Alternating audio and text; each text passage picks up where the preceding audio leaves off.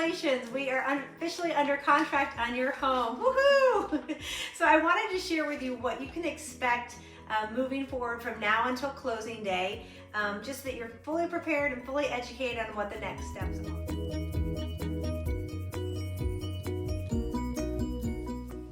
Okay, so the first step is you're going to be receiving an email within the first 24 hours from Tracy DeLuca.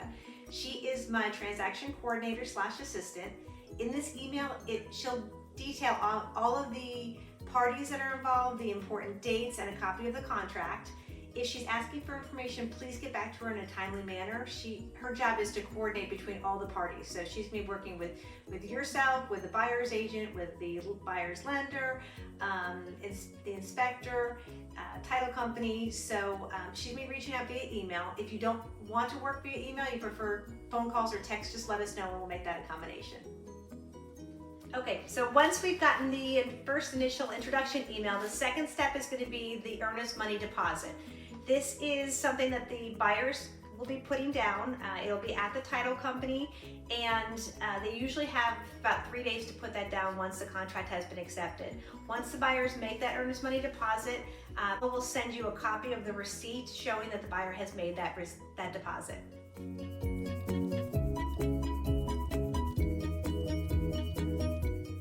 Okay, so now the third step is the home inspection. Let me explain how this process works for you, and just keep in mind, so the buyers are the ones that are hiring that home inspection company, and they're paying for this. Keep in mind, since they're hiring these people, the inspectors are going to find something. That is their job, to go look through every nook and cranny of your home. Don't be concerned with this. We deal with this all the time, and we'll be happy to walk you guys through how the whole process works. So the buyers are going to schedule this. Typically, it takes on average about 3 hours. Again, it's going to depend on the size of the home, the size of the crew, that type of thing. But I would say about 3 hours. And it is highly recommended that the sellers do not attend the home inspection. There's gonna be a lot of people there. You're gonna have the home inspector and their crew. You're gonna have the buyer's agent, the buyers there. Sometimes the buyers bring family members there, and there's really no need for you guys to be there. We will get a copy. Okay, so now once the home inspection has been completed, within 24 to 48 hours, the buyer's agent will reach back out to me and give us a copy of the inspection report, or at least a list of what the buyer is requesting.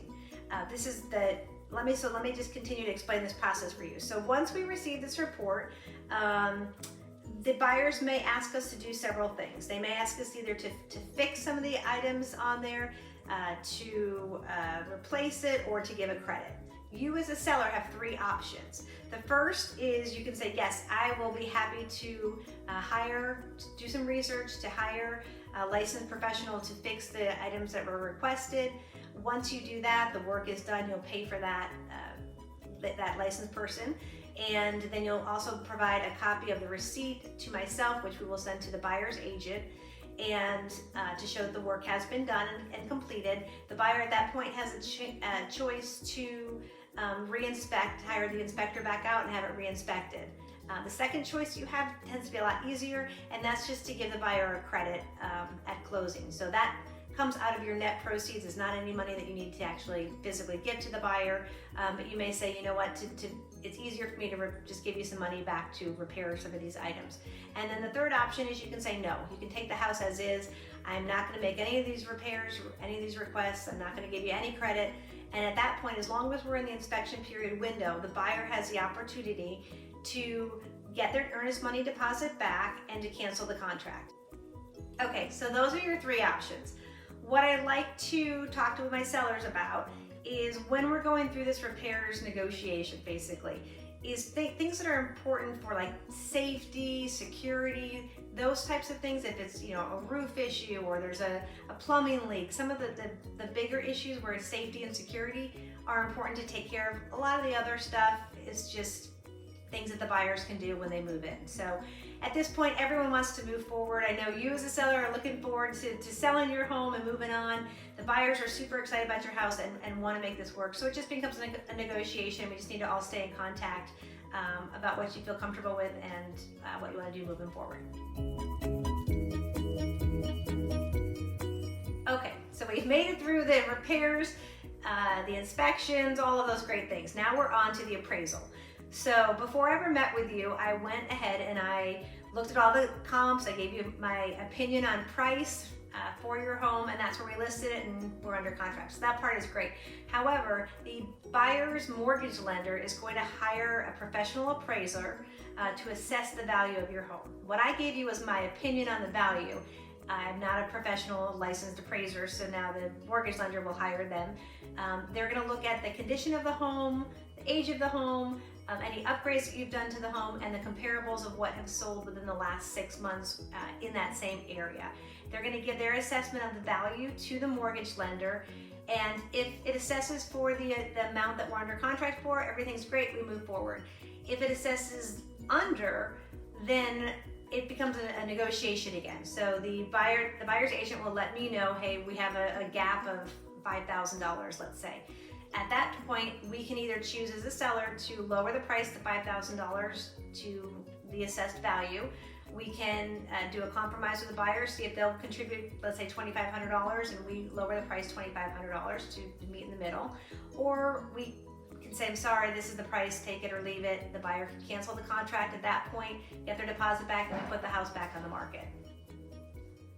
Okay, so the next thing that will happen is that the surveyor will come out. Again, this is the mortgage lender, the title company sending this out. I will let you know ahead of time when they're going to be there. You don't need to be at the house. They're just going to be walking around the yard and just doing measurements of the house.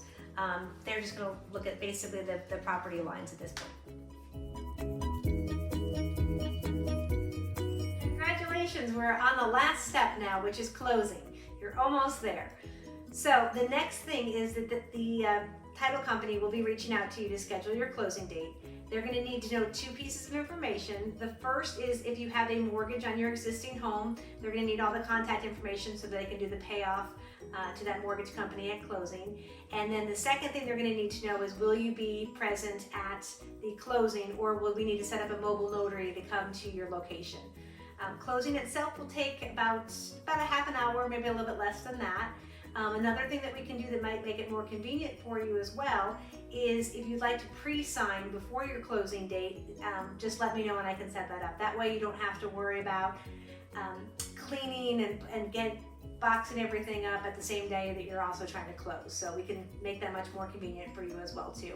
When you're at closing, make sure you bring a copy of your driver's license and also a voided check, so that if there's any additional proceeds, that they know exactly where to wire those funds into. So you guys made it. I'm so happy for you. I'm glad to be along on the journey with you guys. Congratulations. And if there's anything that you need, I'm here for you.